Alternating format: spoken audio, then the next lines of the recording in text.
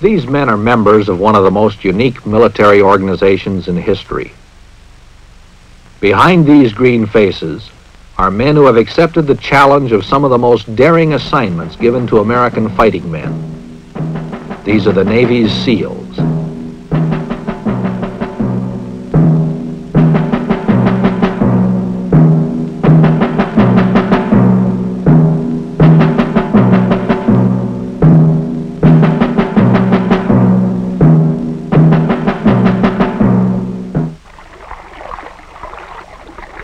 SEAL teams were organized at the suggestion of President John Kennedy, who realized that it would take special operations to win special kinds of war.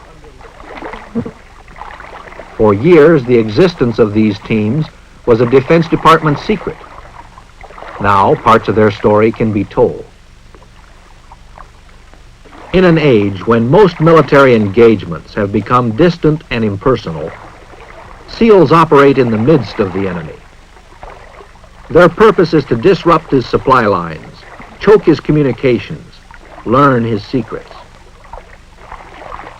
If you really want some exciting work, come to SEAL team, and you'll be involved in it. We're more or less of an unsung soldier in a lot of respects because they can't write up a lot of the things we do, but I say that within yourself you'll have this personal pride that no, you was there and you did the job. After the war, they'll probably write about it. But if you're in here for just getting the Bronze Star and your name on the front page, no, you won't, because they don't put our name on the front page. Well, you'll know within yourself, you'll know what your buddies have done, you'll know our record, and you'll know what a great unit we are. You'll be there. All are volunteers from the famed Frogmen of the Navy's underwater demolition team. But once out of water, most similarity with Frogmen ends. We are basically an intelligence gathering unit. We gather every bit of information that's possible, whether it be a small piece of paper with some Vietnamese writing on it, or trails, boat traffic, anything that might be of real significant value to your intelligence officer when you get back.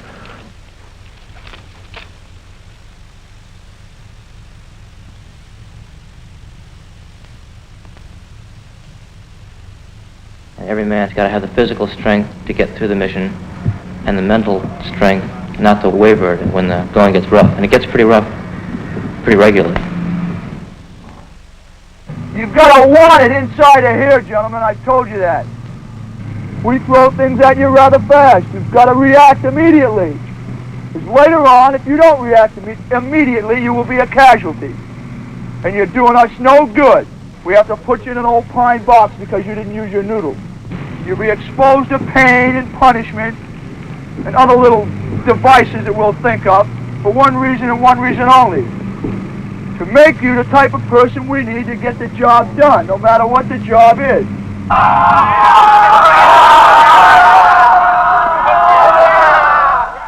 These men are preparing for the grim reality of a personal war. Counter-guerrilla jungle fighting and rugged hand-to-hand combat lies ahead. For this, they must stay in prime physical condition.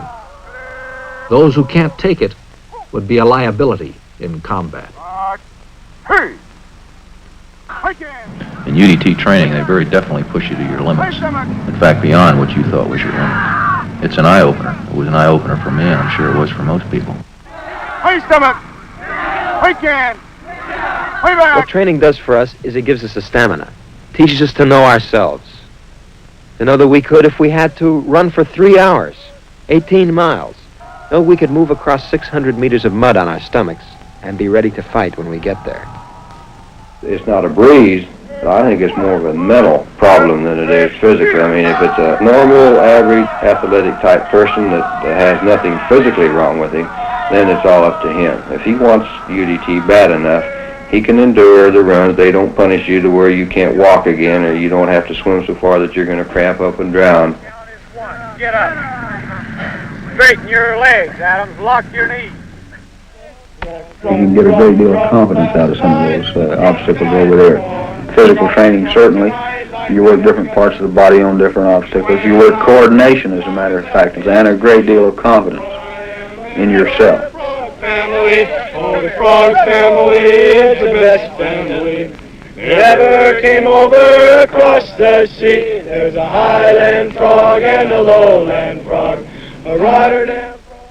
It's just that, well, I want UDT, and I can do all these things. And then you get a positive attitude about the training, and there's nothing they can do to make you quit. You can endure all the extra push-ups and the instructors hollering at you, and just take it with a grain of salt and just say, well, that's part of the program. Always think ahead. Well, in another hour, this problem's going to be over, and I'll be back in the barracks in a hot shower and a hot meal. The temperature in the shade is 193. There isn't any water and there isn't any grass. All there is cactus, and it sticks you in the glorious, glorious. 1 keg of beer for the 4 of us, singing glory be to God that there are no more of us, for one of us could drink it all alone, damn near. Hoo-yah! Hoo-yah! Hoo-yah! Hoo-yah! Hoo-yah! Hoo-yah! Hoo-yah! Hoo-yah! Hoo-yah! Gamma! Hoo-yah! Gamma! Hoo-yah! Gamma! Hoo-yah!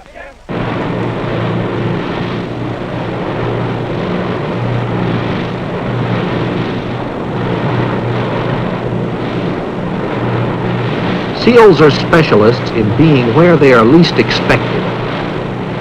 Getting to the job may mean jumping out of a boat, a helicopter, or an airplane. You have to want this type duty in order to survive this training. Some people, I suppose, want to prove something to themselves. Some people, maybe they want to prove something to somebody else. I think it's a psychological aspect, the hardship while you're doing all this. In other words, you think about things a little bit differently. You start realizing that probably one of the greatest things you ever had was just sitting in a warm room with a cup of coffee. You just don't know how much you can appreciate something like that. It prepares you well for when you go in combat. You learn that a little rain's not going to hurt you, a little mud's not going to hurt you. You don't like it, but you learn that you can live with it.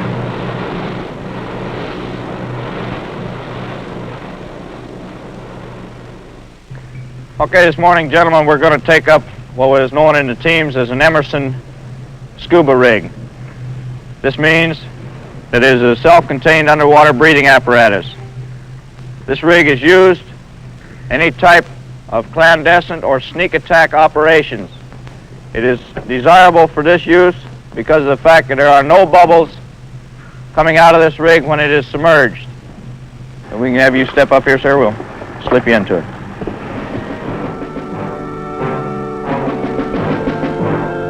SEALs must be able to turn off physical discomfort, but their minds must be in top working order. Few jobs in the Navy require more mature judgments to be made almost instantaneously. In a combat zone, these decisions can mean the difference between the success and failure of a mission, between life and death.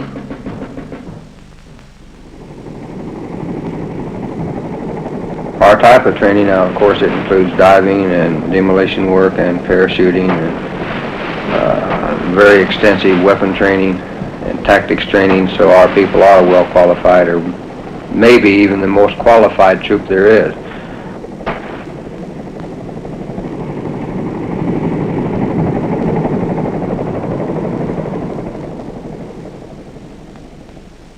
Stand in the door. What are you? Close it up tight. Close it up tight. Go. Get up and out. Get up and out. Get up and out. Get up and out.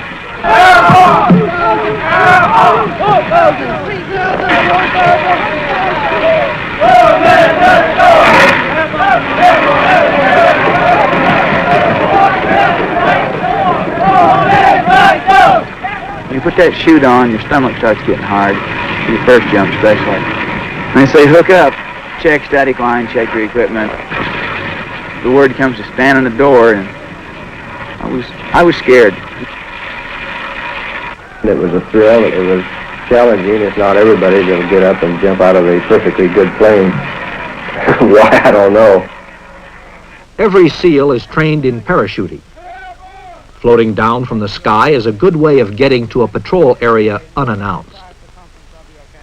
SEALs learn jump techniques with Army paratroops at Fort Benning, Georgia. Bullet deep one. He's coming down like a feather. What is he? All right, get on your feet. Jump on arm 4, prepare for enormous lift to your front. To your front 4. Your other front 4. Drop 4. Jumper on arm 3, prepare for enormous lift to your... You get to the door and you leave. It's one motion as opposed to being there for a couple of minutes. You exit, you can feel the chute coming out of the bag off my back, the pack. Then as the prop blast hits the chute, you can really feel the tug. You look up if your risers aren't crossed. If they're crossed, you've got to uncross them by pulling them apart. The harness, which is uncomfortable, as anything can be when you're wearing it on the ground, is like a chair in the sky, and you just float down. Canopy! Check! Canopy! Check! Canopy! Check! Canopy! Check! Once you leave the door and you're out in the air, then it's the greatest thing in the world, because you know you've done it, you know that you didn't have to be pushed out the door, you did this thing on your own. You're still apprehensive every jump, because those thoughts always run through my mind. What am I doing up in this airplane? Why do I want to jump out of this airplane when I know it's going to land? But then once it's time to hook up and go, then it's just, hell, I love it. As you approach the ground, there's a man in a bullhorn saying, take a prepare to land attitude.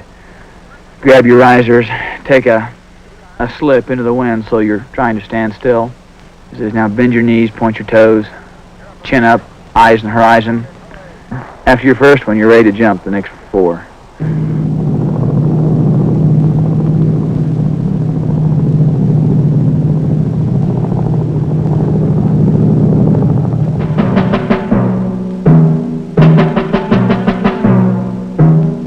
The SEALs call this halo, high altitude, low opening.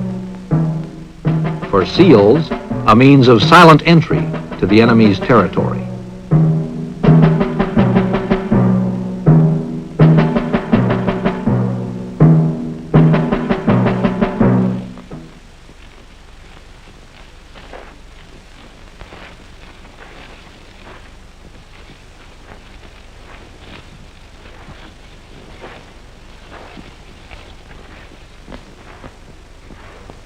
Before deployment to a combat zone, SEAL squads practice together the way it will be over there. You never say anything on patrol. From the time you leave that boat, or the helicopter, or however you're getting inserted, to the time you get back, you don't even open your mouth. We teach them hand and arm signals in cadre training. It doesn't make any difference what type of signal you do use, as long as everybody knows it. To bring back information that will help reveal the enemy's story, SEALs must be alert every minute. An intelligence officer can do so much more with little facts than you have any idea of. If he can find out, for instance, that there is large amounts of rice being moved down a river, then he knows there are either people down there needing food or that there will be people down there soon. When he adds this to other bits of information he's found out, well, a pattern of enemy activity begins to develop.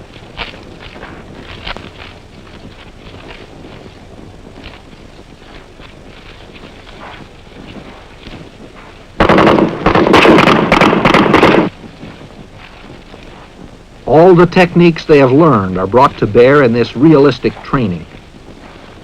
As individuals, they learn to function together. They become a team.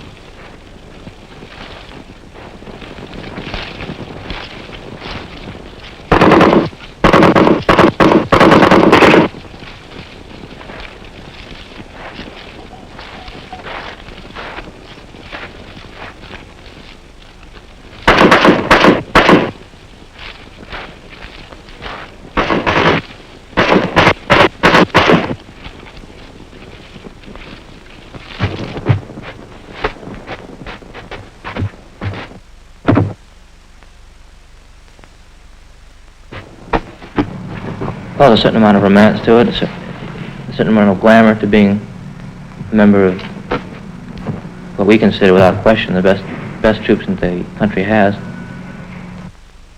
I think we're such a highly specialized group of people that we're in great demand. There's just not enough of us to go around. I think our record speaks for itself. 70 or 80 Bronze Stars and numerous Purple Hearts and Silver Stars, a couple of those, and Legion of Merits, and the awards have been just numerous. As far as I'm concerned, each and every one of them are highly deserved, and I think it comes from teamwork, togetherness. The thing that motivates a lot of people is that, again, it is a challenge to a young man. It is, we feel, and we are proud of the fact that we're one of the most highly trained, efficient, small units that there is in any service. And I think it's the pride factor that motivates kids to volunteer for SEAL Team. Is just knowing that they're going to be in one of the most elite, specialized, trained units there is. Now, this is my own personal feeling. That's the reason why I stay in it. I have another 8 years in the Navy, and I'm going to spend it in SEAL Team.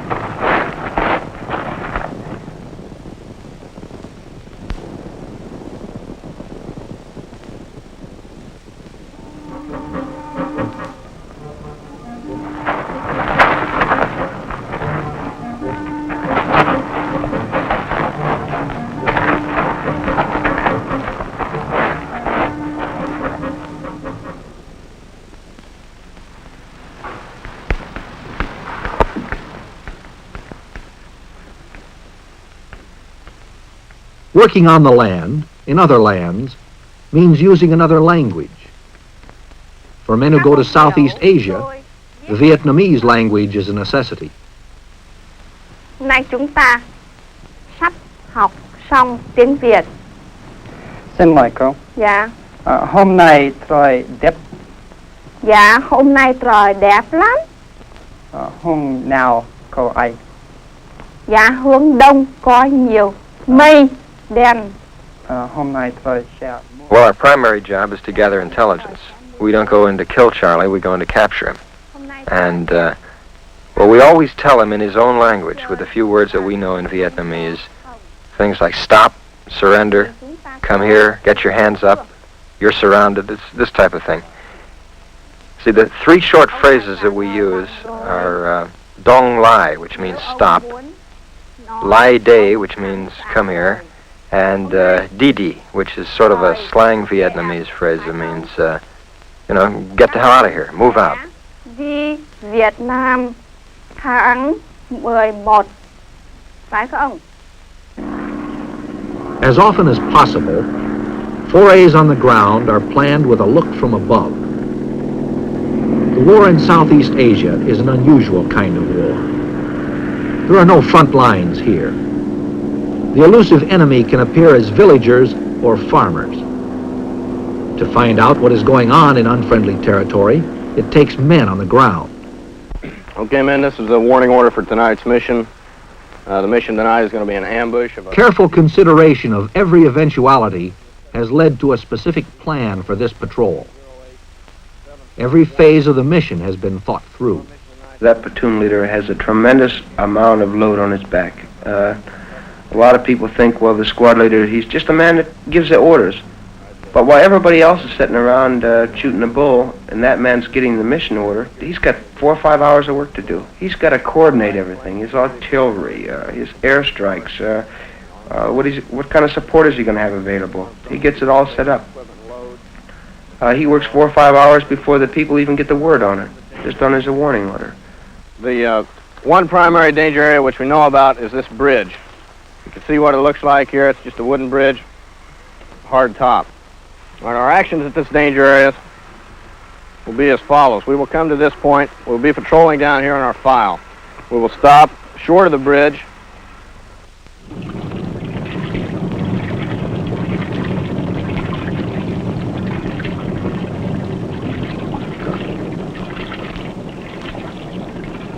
We have the capabilities of being inserted from everything from submarines to fixed-wing aircraft, but essentially the terrain is going to tell you whether or not you can use a helicopter or a PBR. Most of the men feel that the name SEAL Team is what carries your real reward. You could give a medal out for 50-60% of the missions we go on. Since you can't have that many medals, and the value of being a SEAL, I think, is what they're really concerned with. The actual medal they present to you at the end of a tour is more of a token value, I think.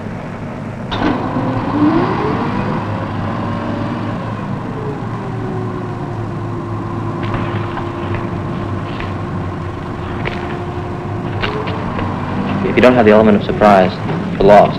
You won't come out of the mission. You have to have the element of surprise all the time. As soon as you're compromised, as soon as they know you're there, you're in trouble, and you have to be on the way out. If you've got a long way to go in a particularly hostile area, you won't make it out.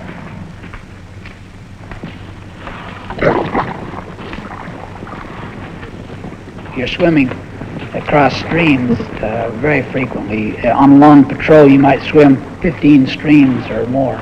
It's not unusual at all. And these will range anywhere from a few feet to maybe 50 yards. This is carrying all of your weapons and ammunition, and it can become somewhat of a trouble, especially for radioman or machine gunner. But there's quite a few guys that like the element of danger, the element of surprise. In fact, the only thing that really limits us is the imagination on the part of the people that assign us targets. The philosophy I use is there isn't an impossible mission, really.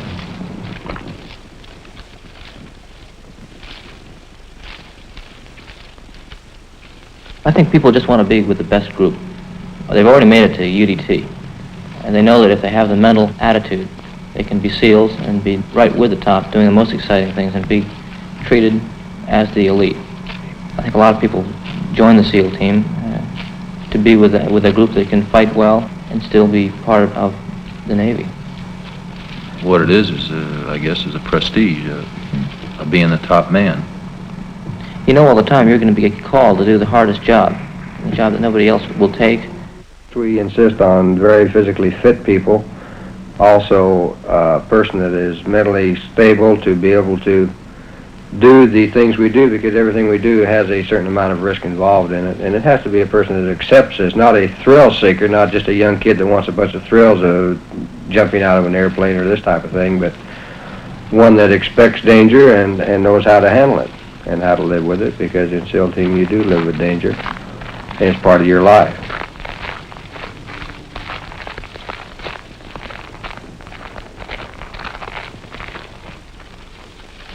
In Vietnam, SEALs have learned that prisoners are a good source of information on the enemy's situation and intentions. One prisoner can provide information that may lead to the capture of many more.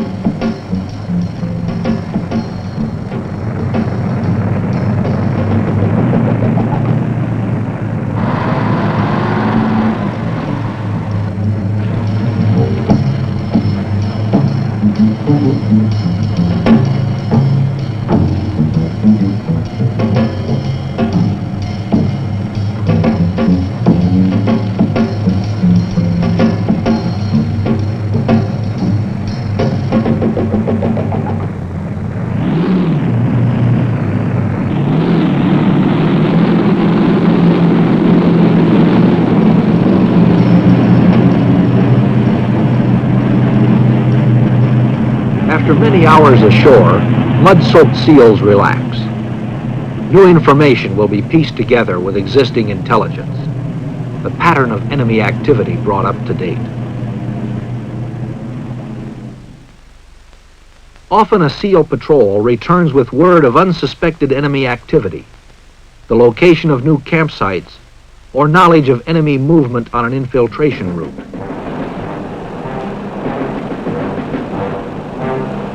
Troops are alerted. Boatloads move up the river to strike back.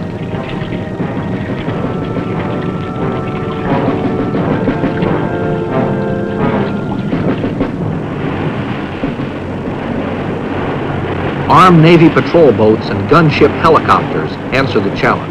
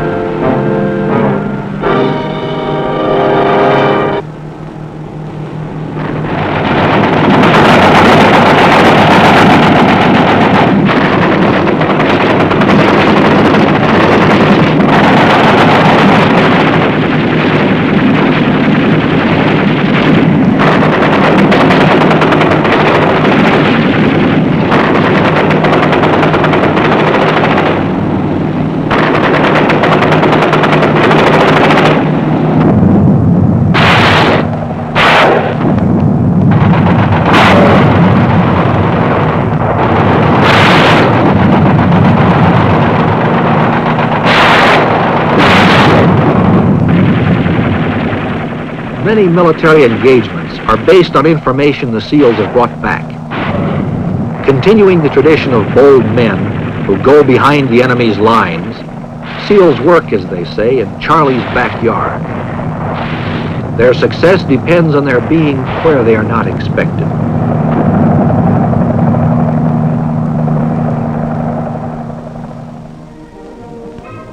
For their dedication to duty, SEALs have become some of the most decorated fighting men in history. The award citations retell some of their exploits. On one occasion, while conducting a clandestine combat patrol through hostile terrain, the mission was to capture Viet Cong in order to gain intelligence on enemy supply movements in the area. The patrol stopped while the forward security element was sent out to reconnoiter a bridge the patrol would cross. A Viet Cong ambush team had moved in to set an ambush at the crossing point. The point man sensed it and charged their position, repeatedly moving without cover, leaving himself vulnerable to enemy fire. His aggressiveness and quick thinking saved his patrol from suffering heavy casualties.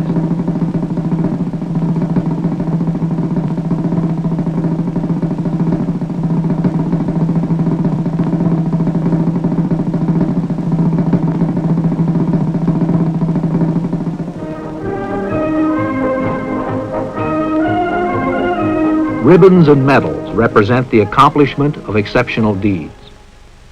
But awards are not the reason for performance in combat. What these men are and what they represent has sustained them and given them their purpose.